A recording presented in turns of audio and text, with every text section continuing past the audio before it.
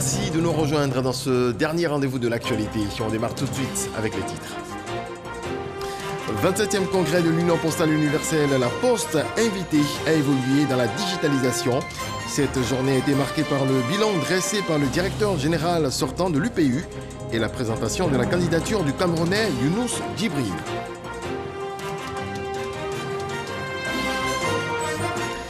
Sécurité routière, avant la phase de répression, les agents du ministère des Transports sensibilisent. Ils se sont rendus sur les autoroutes du Nord et de Grand Bassam pour rappeler aux usagers le respect de certaines règles de conduite afin d'éviter les accidents de la circulation. Et puis les États-Unis ont approuvé totalement ce lundi le vaccin Pfizer-BioNTech pour les personnes de plus de 16 ans. Depuis décembre, il bénéficiait seulement d'une autorisation d'urgence. Le Pentagone a annoncé dans la foulée la vaccination obligatoire pour tous les membres des forces armées américaines. Bienvenue. Ils sont unanimes. La Poste doit faire son entrée dans le digital. Les experts du domaine réunis à Abidjan en sont venus à cette conclusion. Pour ce faire, des stratégies ont été dégagées. Les dirigeants des pays membres sont invités à s'investir plus pour une poste moderne et capable de proposer des services de qualité. Cheikh Koné. Après 9 ans passés à la tête de la direction générale de l'Union postale universelle, l'ambassadeur Bichar Hussein cède son fauteuil à une nouvelle équipe dirigeante, non sans dresser le bilan. Avoir ce congrès ici en Côte d'Ivoire dans un contexte de la pandémie et refaire certains amendements, c'est déjà un résultat concret en lui-même. Nous avons refait des réformes structurelles de l'Union. J'ai réduit le temps des sessions qui était dédié aux réformes institutionnelles. Nous avons, comme je le disais tantôt, créé l'équilibre du genre et puis nous avons aussi créé une balance au niveau du nombre des membres du Conseil. Bichar possède une grande expérience de l'UPU et des questions postales. Son passage à la tête de l'organisation a permis à 90 pays d'améliorer leur performance en matière de qualité du service postal. Des acquis que le directeur général sortant invite ses successeurs à capitaliser. Je pense que la Poste a un futur très reluisant. Tous comprennent les défis très bien. Le 27e congrès de l'UPU entame à partir de ce lundi sa dernière ligne droite avec comme point culminant le début du cycle des élections du nouveau directeur général et du vice-directeur général. Ce mercredi 25 août, pour le poste de vice-directeur général, 4 candidats sont aux prises, dont un seul Africain, le Camerounais Younous Djibril. Alors, M. Younous Djibril, que plusieurs d'entre nous connaissons plutôt très bien, possède de nombreux atouts à mettre au service de l'UPU. Son aptitude à développer et entretenir un réseau de relations sociales et humaines utiles et fructueuses, des compétences professionnelles ainsi qu'une expertise avérée dans le domaine postal. Les élections du directeur général et du vice-directeur général du Bureau international ont lieu au scrutin secret successivement à une ou plusieurs séance se tenant le même jour, est élu le candidat qui obtient la majorité des suffrages exprimés par les pays membres présents et votants. Et pour ce 27e congrès, ce sont 192 pays qui ont été représentés. Les délégations à Abidjan n'ont pas voulu terminer dans les salons feutrés. Elles ont effectué une sortie découverte samedi dernier à l'île Boulé sur la baie des milliardaires. Marie-Ange Afoué, Isaïo. Danse, jeux, baignade et gastronomie. Telles sont les activités au menu de l'excursion des congressistes du 27e sommet de l'Union postale universelle, UPU, à l'île Boulé. Après 2 semaines de travaux intenses, l'heure est à la découverte. C'est un congrès qui dure 3 semaines. Donc la Côte d'Ivoire, en tant que pays hôte, a voulu offrir à ses congressistes, ses invités, tout ce qu'elle a de meilleur, tout ce qu'elle a de beau. Et nous avons donc organisé plusieurs excursions dans la capitale Yamoussoukro et également sur le bord, on va dire, de lagunes. Donc c'est une expérience exceptionnelle pour des personnes qui découvrent pour la première fois l'Afrique et la Côte d'Ivoire. Je ne savais pas qu'on pouvait trouver un endroit aussi beau en Afrique. Magnifique, vraiment extraordinaire. J'entends parler beaucoup de la Côte d'Ivoire, mais surtout pour la production du cacao, du café. Mais en n'entendant pas parler autant que ça pour le tourisme. Donc je pense que ce pays a le potentiel pour devenir l'une des plus grandes destinations touristiques du monde.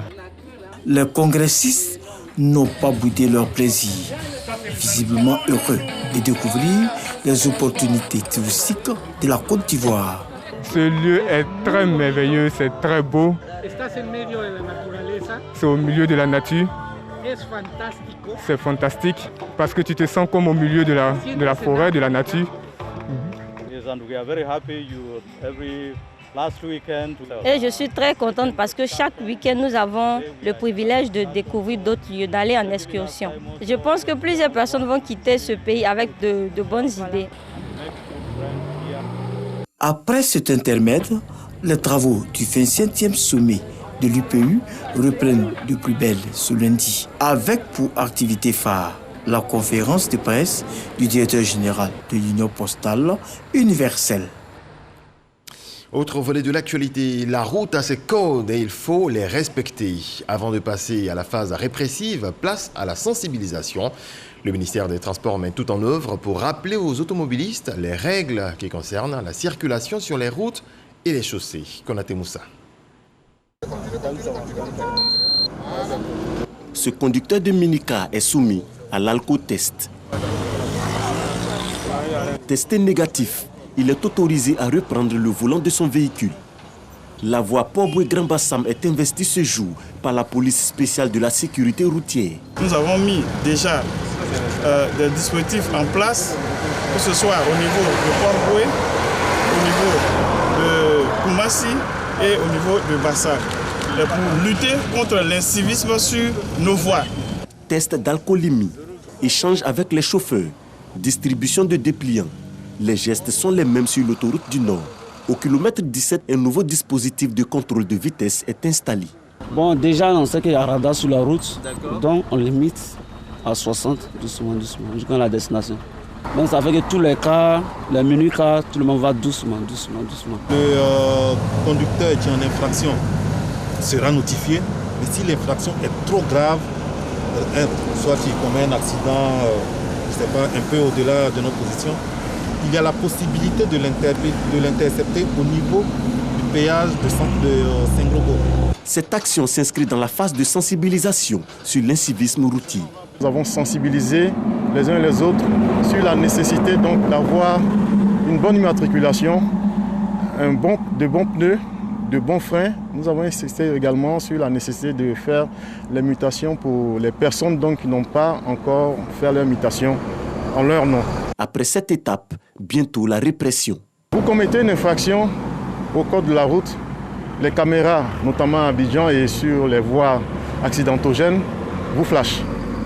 Et systématiquement, vous allez recevoir un message pour dire que vous avez commis tel jour, à tel endroit, une infraction.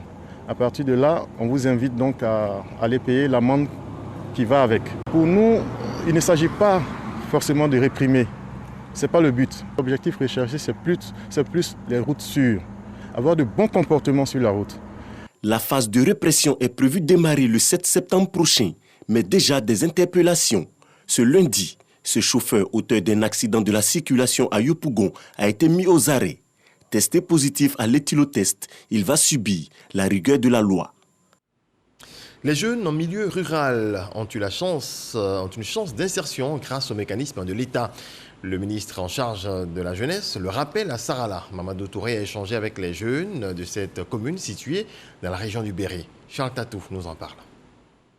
Sarala, commune de plus de 20 000 habitants dans la région du Béret. La jeunesse représente plus de la moitié de cette population. Elle est également au cœur de l'action gouvernementale pour son insertion professionnelle. L'opération Agir pour les jeunes, deuxième version, qui a permis à 48 jeunes de Sarala de bénéficier de 23 731 363 Le fonds d'appui aux acteurs du secteur informel, qui a permis de traiter 120 personnes ici à Sarala pour un montant de 24 700 000 francs CFA. Des actions concrètes en faveur de ces jeunes du monde rural. Actions dans lesquelles La municipalité joue un rôle majeur. Il a promis, en raison des liens qu'il noue avec nous, améliorer la situation de l'enveloppe budgétaire allouée à Sarala. Vraiment, nous lui disons merci pour ça. Ils ont lancé encore le AJ2. Je suis partie déposer mes dossiers et j'ai bénéficié de la somme de 500 000 francs pour continuer mes activités. Dieu merci, j'ai pu rembourser les 500 000 francs. Au niveau de la jeunesse, c'est vrai que les fonds sont disponibles, mais il faut que la jeunesse va vers les guichets emploi de jeunes pour avoir plus d'informations et plus de financement. Une rencontre du ministre de la Promotion de la Jeunesse, de l'Insertion professionnelle et du service civique, Mamadou Touré, avec les jeunes de Sarala, donc pour éclairer davantage leur lanterne. Mamadou Touré invite surtout les bénéficiaires à relayer les bonnes informations afin que d'autres jeunes puissent s'insérer dans le tissu socio-économique. Nous avons énormément de jeunes qui sont encore en attente, donc de perspectives. Et ça, c'est de nature à faire en sorte qu'on démultiplie toutes les initiatives pour aider ces jeunes. La politique gouvernementale en faveur de la jeunesse est désormais une réalité chez les jeunes de Sarala après la visite du ministre Mamadou Touré dans leur localité. Des ex-combattants devenus des ambassadeurs de la paix, réunis au sein d'une organisation, ceux qui avaient pris les armes hier sensibilisent au bien fondé du vivre ensemble. Une vision soutenue par le ministre Adama Diawara qui s'est rendu à leur activité à Yopougon. Théodore Zozou, Franck Akwadio. Yopougon-Niagon, terrain de la paroisse Saint-Pierre, deux ex-combattants, Maoglofei et Enza Karamoko, dit commandant Fognon, militairement actif lors de la crise post-électorale de 2010, marchant main dans la main. Et cela sous les regards de populations venues des quartiers alentours, Yamsokro, Benta, Fete et Saint-Pierre. Nous sommes à la célébration du vivre ensemble harmonieux, une initiative des ambassadeurs de la paix qui sont des démobilisés des deux camps ennemis d'hier. Objectif, sceller définitivement la paix en Côte d'Ivoire. Hier, ceux qui étaient des belgérants, ceux qui étaient des dieux de la violence, des maîtres seigneurs, unis, on dit désormais nous tournons dos à la violence, aux armes, aux manipulations. Ces ambassadeurs, forts de leurs expériences d'ex-combattants, s'engagent à livrer désormais bataille pour la promotion de la paix sur toute l'étendue du territoire national. Enza Karamoko et Maoglofei s'inscrivent dans la dynamique. Je suis content d'être au milieu de mes amis. Ils étaient hier mes ennemis. On se donne la main aujourd'hui. Fognon, mon frère, le commandant invisible, on se voit aujourd'hui, on est là. L'Ivoirien doit savoir qu'il n'y a pas d'autres personnes qui peuvent donner des instructions aux jeunes si ce n'est pas nous. Donc, c'est la fierté, la satisfaction de tous pour la Côte d'Ivoire unie. Rester dans la prospérité absolue. Est-ce que nous voulons? Le ministre Adama Diawara, parrain, s'est engagé à les soutenir. Cet acte est à encourager à plus d'un titre. Et vous avez vu Maoglofei et Boer, commando invisible, main dans la main, en train de fraterniser. C'est ce genre d'image que nous voulons voir. La politique ne doit pas nous diviser. La politique doit être plutôt un facteur de réconciliation, de paix et surtout de développement. Les ambassadeurs de la paix, certains vivant dans des conditions précaires, souhaitent une oreille attentive des autorités quant à leurs préoccupations. Comme tous les jours, depuis le premier cas confirmé en Côte d'Ivoire, je vous livre à présent les chiffres de la pandémie à coronavirus.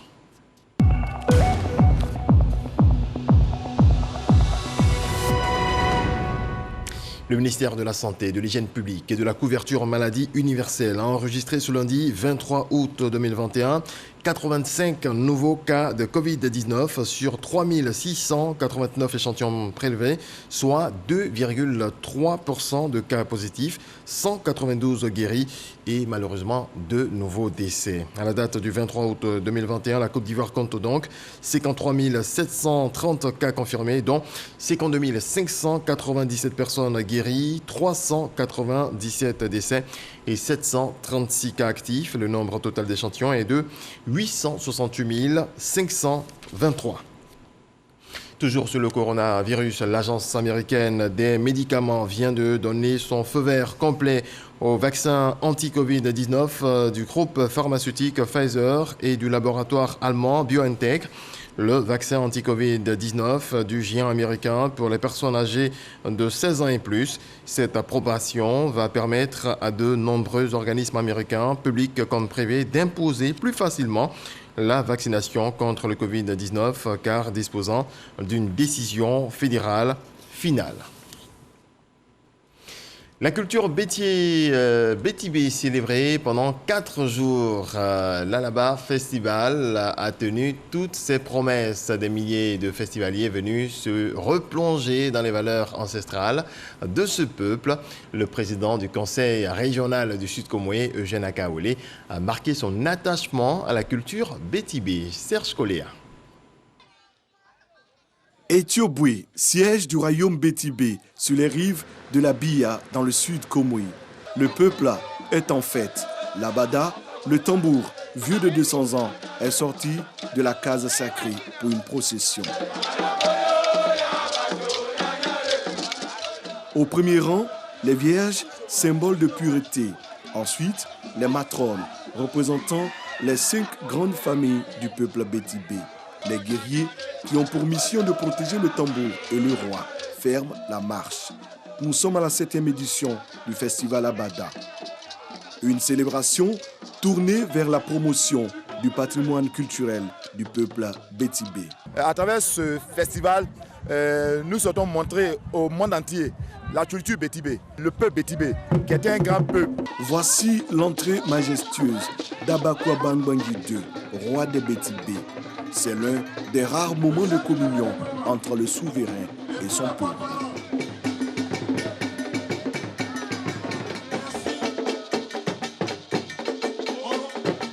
L'Abada se danse avec force et vigueur. Les guerriers démontrent leur puissance et leur dextérité sur les champs de bataille. Ce que j'aime à l'intérieur d'Abada Festival, c'est le fait que les fils et filles du village se retrouvent. Ça a été une découverte pour moi. J'ai vu des choses mystiques, des choses vraiment incroyables. Invité spécial de ces réjouissances, le député maire d'Adiaké, Yacouba Iensié, et le président du conseil régional du Sud-Comoé, Eugène Akaouélé. Tous sont venus témoigner leur attachement aux valeurs ancestrales Bétibé. On voit que le Sud-Comoé est en plein bouillonnement culturel. Ce n'est pas du mimétisme. Il y a là vraiment une véritable identité du peuple Bétibé. Et ceci est normal. C'est tout de même l'un des peuples les plus anciens de Côte d'Ivoire qui ont vécu ici. Et Dieu merci qui continuent de vivre encore ici. Autre moment d'attraction, la parade de la pirogue sacrée. Une quarantaine de guerriers montre la parfaite symbiose entre le peuple, l'eau et l'adoration du caïman, emblème des Bétibé. La célébration de l'Abada marque la fin d'une année et le début d'une autre. D'un festival à un autre, c'est le Djaka Festival qui a fait bouger la ville de Divo. 5 jours de festivités marqués notamment par des danses traditionnelles et la gastronomie. C'est ce que nous dit Franck Akwadio. Le guerrier dans l'arène.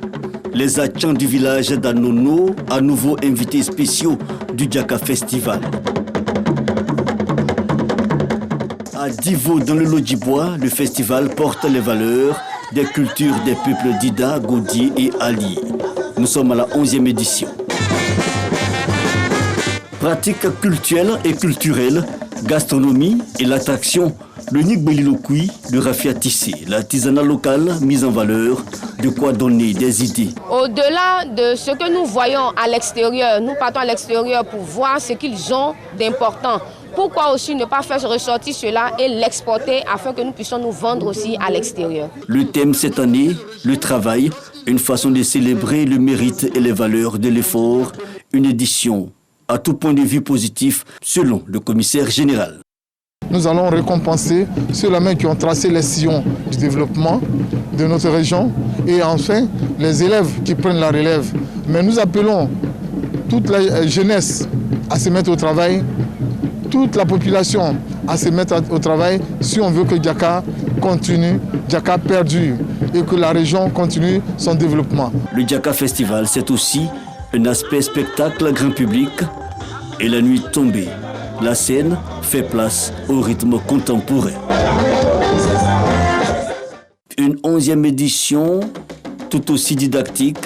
Notons que la star ivoirienne, leader du groupe Magic System à Salfo, a participé aux festivités en animant un panel sur les dangers de l'immigration clandestine. Les Gois font également la promotion de leur culture. C'est à travers le Festigoa qui se déroule dans le village de Dabré, dans le département d'Alépé. Pendant 7 jours, les artistes, les danses et les mets typiques de la région de Lamé seront à l'honneur. À Touré. Le Festigoa en marche pour la valorisation de la culture du peuple Goa, peuple du département d'Alépé. Ce festival, qui est à sa première édition, entend réunir les fils et filles du village de Dabré autour des valeurs de paix, de cohésion, mais surtout de promotion du patrimoine artistique, traditionnel, ludique, thérapeutique et historique.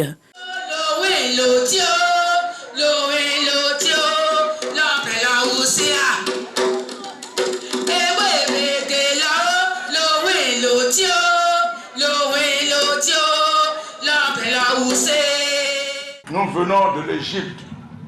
Nous en voulons pour preuve le système vestimentaire, les us et coutumes adoptés, ainsi que les différents noms que nous portons aujourd'hui.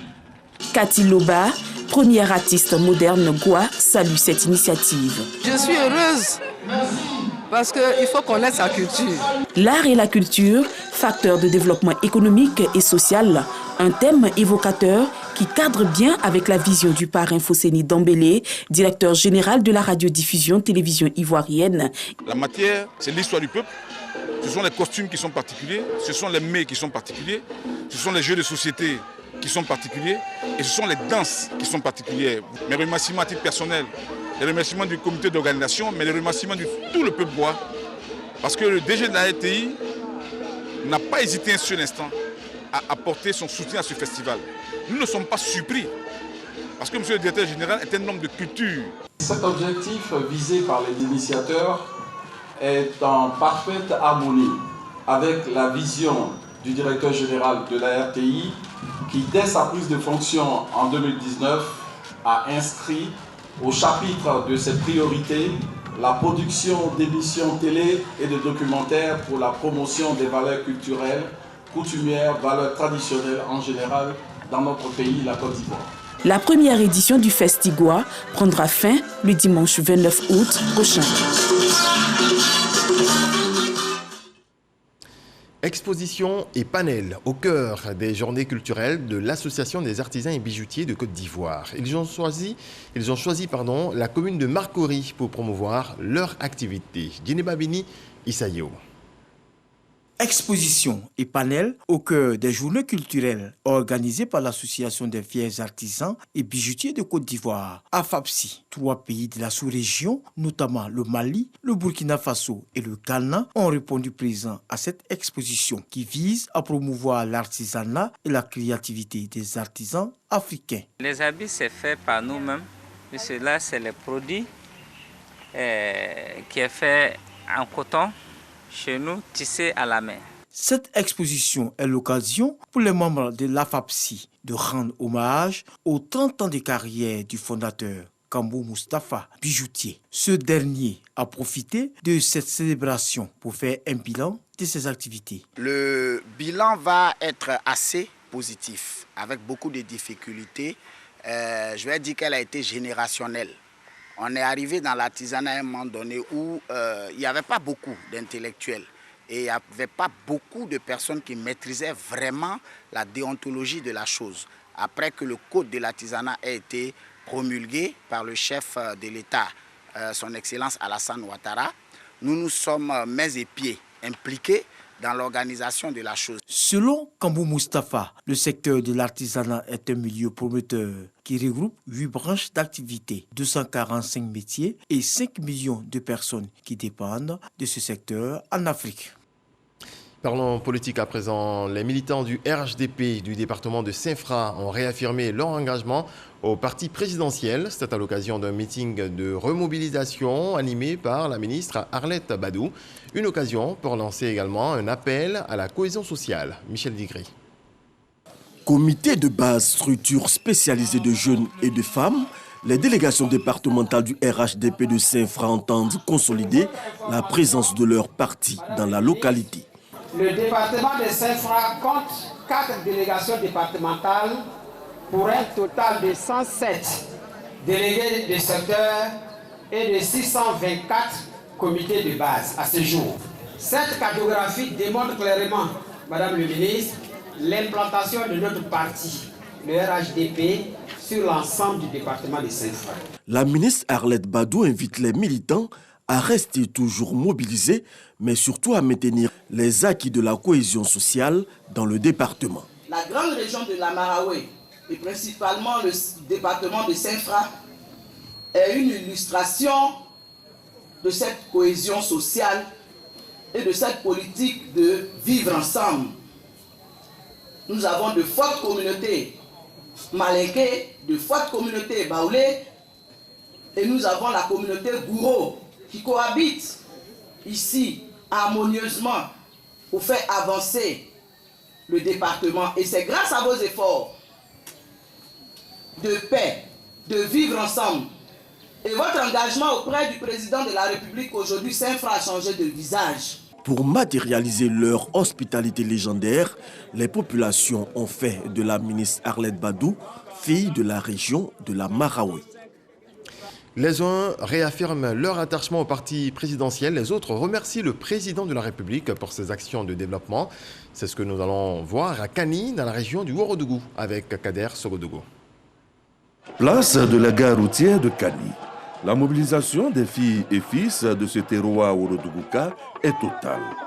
Ils ont un seul objectif, marquer leur reconnaissance à Alassane Ouattara.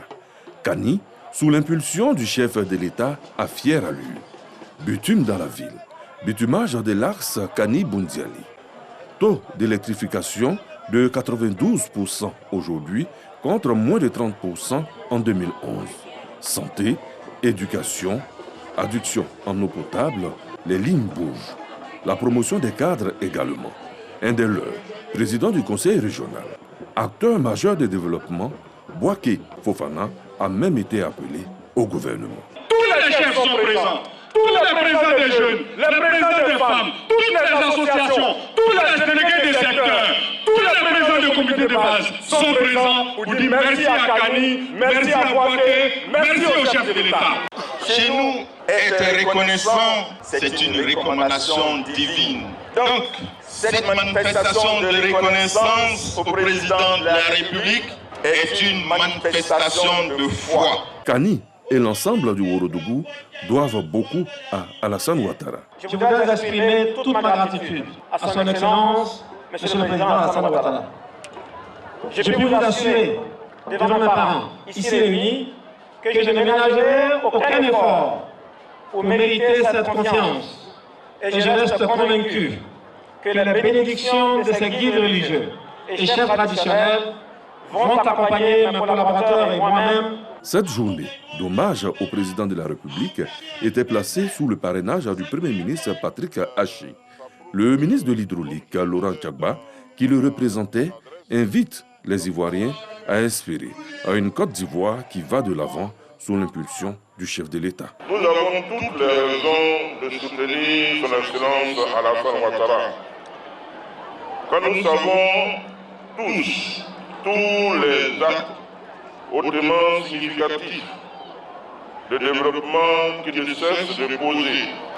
Le président de la République pose des actes en matière politique, sociale et économique, de sorte que nous qui sommes ses disciples, nous soyons éloquents. De nombreuses danses du terroir ont apporté leur contribution pour l'aspect festif. Dans le reste de l'actualité aux États-Unis, des inondations catastrophiques après des pluies records dans le Tennessee. Un État du sud du pays ont fait au moins 21 morts et au moins 20 disparus, dont des enfants. C'est ce qu'ont indiqué des responsables locaux, précisant que ce bilan n'était encore que provisoire.